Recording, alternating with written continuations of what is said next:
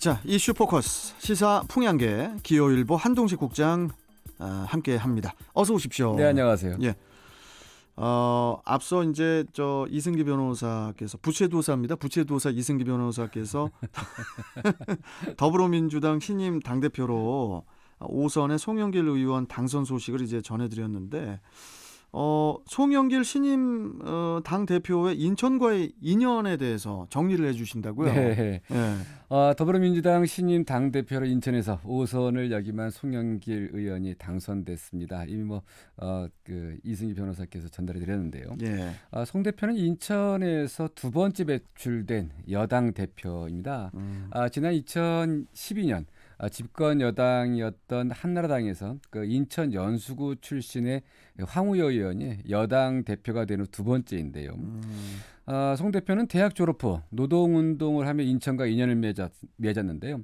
국회의원과 인천시장을 거쳐 이번에는 180석이라는 거대 여당의 당대표 자리까지 올랐습니다. 예. 이 전남 고흥 출신인 송 대표는 연세대에 입학해 1984년 최초의 직선제 총학생회장에 당선되면서 학생운동 전면에 나서게 됐는데요.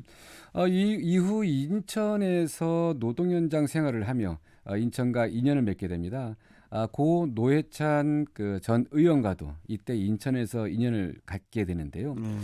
인생의 변곡점은 그가 사법고시를 거쳐 인권 변호사의 길로 들어선 후 정치에 발을 들여놓고 나서입니다. 예. 송 대표는 1999년 재보궐선거에서 김대중 당시 새정치국민회의 대표의 인재 영입 케이스로 이 정치의 길에 들어섰는데요. 예. 16대 총선 이후 내리 3선에 성공하며 2010년에는 인천시장에 당선되기도 했습니다. 이후 다시 이제 국회 입성에 이 5선에 성공하며 이번에 이제 당 대표가 됐고 이게 정권 재창출을 위한 미랄이 되겠다고 나서고 있는 상황입니다. 송영길 신임 대표는 앞으로 인천 주요 현안 해결은 물론이고 당장 내년 대선에서 또 정권 재창출을 책임져야 하는 그런 막중한 임무를 이제 맡게 됐는데 우리 한동식 국장께서는 어떻게 보시나요? 네, 일단 기대가 크고요. 일단 집권 여당의 대표로 됐다는 것은 그만큼 인천의 정치적 위상이 높아졌다는 이런 평가라고 할 수 있습니다. 이번 민주당 대표 선출에서는 인천에서 이 두 명의 후보가 나와 어차피 대표는 인천에서 나올 수밖에 없었던 이 상황이기도 합니다. 그런 의미에서 당장 인천의 현안 해결에 이 큰 힘이 될 것이라는 이런 기대가 큽니다. 이미 송 대표는 이번 당대표 선거 과정에서 지역 언론들과 가진 인터뷰를 통해서 당대표로 선출되면 인천의 주요 현안 해결에도 앞장서겠다 그런 입장을 밝힌 바 있는데요. 예. 인천은 최대 현안 지금 짚어보면은 당장 2025년 수도권 매립지 종료 문제가 있고요. 그리고 GTX DY자 노선 서울 직결 문제, 그렇죠. 그리고 이 항공 정비 단지 MRO 조성, 그리고 감염병 전문 병원 설치 등 좀 이게 이러한 현안들은 이게 인천 자체적으로 할 수 있는 게 아니라 정부에서 적극 지원하지 않으면 될 수 없는 이런 현안이라는 점에서 송 대표의 이번에 당선에 거는 이 지역의 기대가 크다고 할 수 있습니다. 예. 또 하나는 10달 앞으로 다가온 20대 대선 승리가 그의 가장 큰 목표라고 할 수 있는데요. 당 안팎에서는 송영길 대표의 역량에 거는 기대 크다고 보는데 이미 16대 대선에서는 노무현 대통령의 당선을 도왔고요. 그리고 19대 대선에서는 이 총괄 선대 본부장으로 이 문재인 대통령의 당선을 이끌었다는 데서 다음 20대 대선에서 또 어떤 역할을 할지 이 당 안팎에서는 이렇게 보는 시각이 많습니다. 예. 자, 이제 다음 소식을 좀 가보겠습니다. 경기도가 라디오 공영방송 설립에 박차를 가하고 있습니다. 관련 조례를 최근 제정을 했는데 이 부분 자세히 설명 좀 해주시죠. 네, 경기도의회가 지난달 29일 열린 351회 임시회를 통해서 경기도 공영방송 설치 및 운영 조례안을 의결했습니다. 이 조례안은 서울시가 운영한 TBS와 같은 이 경기도형 공영방송을 설립하자는 내용을 담고 있는데요. 경기도는 공영방송 운영을 통해 이 재난, 교통, 문화, 예술 등 이 경기도에서 일어나는 모든 정보를 도민에게 제공해서 도민의 권익 보호와 알 권리를 보장하겠다는 그런 계획인데요. 네. 도는 우선 주파수를 확보한 뒤 내년 하반기 방송을 목표로 하고 있습니다. 경기도에서 공영방송 논의는 지난해 3월 폐업한 경기방송 이 문을 닫은 후에 예. 본격적으로 논의돼 왔는데요.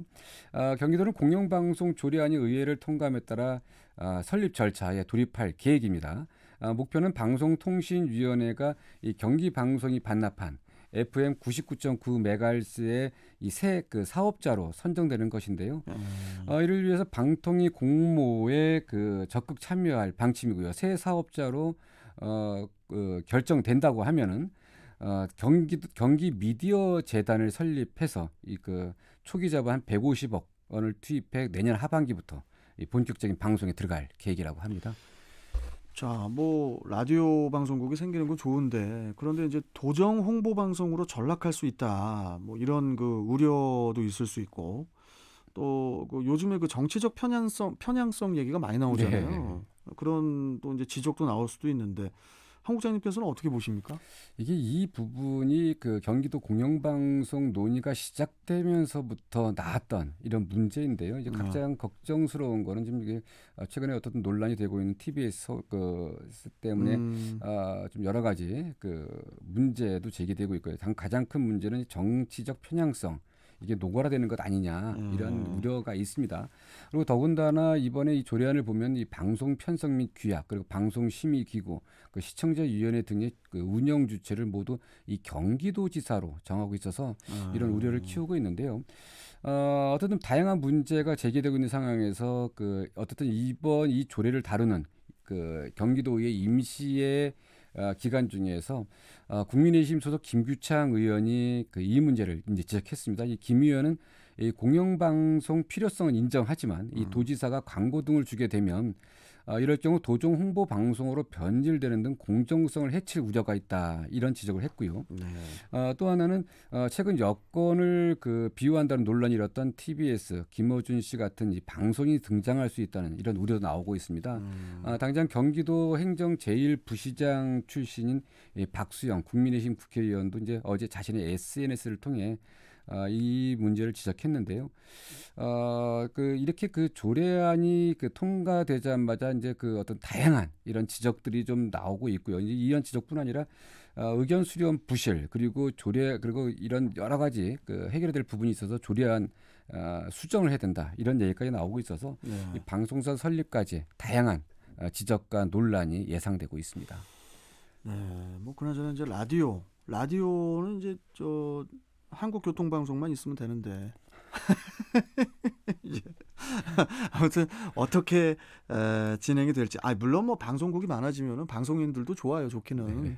그런데 아까 말씀드렸듯이 요즘에 이제 정치적인 편향성 이야기가 많이 나오다 보니까 또 경기도에서 만약에 공영방송국이 생기면 다른 지자체들도 생길 수도 있잖아요. 일단 아무래도 뭐 다양하게 이런 매체가 늘어난다는 것은 다양한 목소리를 듣고 또 수렴할 수 있고 또 이 정책을 반영할 수 있다는 의미도 있는데요.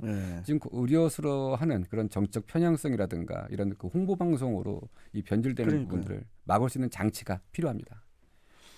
자, 계속 또 어떻게 진행이 되는지 지켜봐야 될 것 같습니다. 자, 국장님 내일 또 뵙겠습니다. 고맙습니다. 네, 감사합니다. 네, 자 이슈 포커스 기호일보 한동식 국장이었습니다.